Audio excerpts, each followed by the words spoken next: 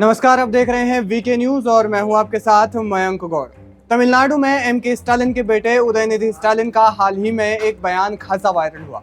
इस बयान के बाद देश भर में राजनीति गर्मा गई और धार्मिक भावनाएं आहत करने के आरोप में उन पर एफआईआर हो गई। बीजेपी के कई नेताओं ने उन्हें खूब फटकार लगाई, यहाँ तक कि कांग्रेस ने भी उनके इस बयान के विरोध में एक बयान जारी किया। लेकिन क्या आप जानते हैं कि उदयनिधि स्टालिन ने जो कहा, उन्होंने खुले मंच से जिस हिंदू विरोधी मानसिकता का प्रदर्शन किया, उसके बीज दशकों पहले कोई बो चुका था। तमिलनाडु में कोई था जो न सिर्फ हिंदू विरोधी मानसिकता बल्कि हिंदी विरोधी मानसिकता का भी शख्स था। भारत से अलग होकर उसने द्रविड़ नाडु देश की मांग की थी। उस शख्स का नाम था पेरियार, और पेरियार को ही देश में हिंदू विरोधी मानसिकता का जनक कहा जाता है। वो हिंदुओं का इतना विरोधी था कि देश के पहले प्रधानमंत्री पंडित जवाहरलाल नेहरू ने उसे विकृत मानसिकता का व्यक्ति कहा था। कौन था पेरियार और क्यों उसे हिंदू विरोधी मानसिकता का जनक कहा जाता है, जानेंगे विस्तार से। पेरियार का असली नाम रोड वेंकटप्पा रामासामी था। पेरियार को भारत के सबसे विवादित शख्सियतों में गिना जाता है। उसने तमिलनाडु में द्रविड़ कजगम अभियान की शुरुआत की थी, लेकिन उसे सबसे ज्यादा पहचान मिली वैकोम सत्याग्रह से।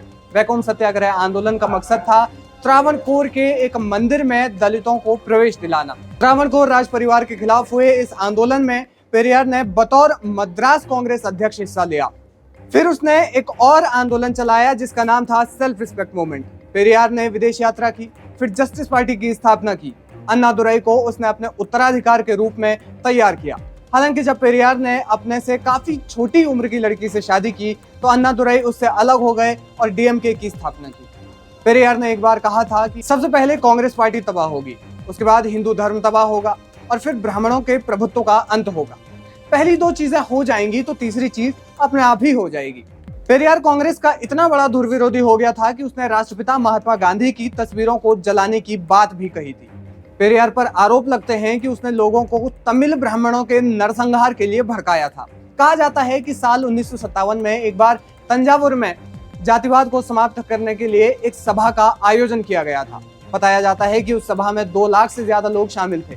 कहा जाता है कि उसने इसी दौरान लोगों को 1000 ब्राह्मणों के नरसंहार के लिए उकसाया था। ये घटना वाकई इतनी बड़ी थी कि तत्कालीन प्रधानमंत्री पंडित जवाहरलाल नेहरू ने तमिलनाडु के तत्कालीन मुख्यमंत्री के कामराज को पेरियार के खिलाफ कार्रवाई करने के लिए पत्र लिखा था। भारत में आज पेरियार को सामाजिक न्याय के मसीहा के रूप में प्रस्तुत किया जाता है।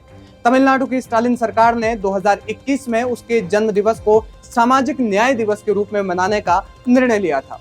कहा जाता है कि देश में हिंदू और जाति विरोधी मानसिकता का जनक पेरियार को ही कहा जाता है।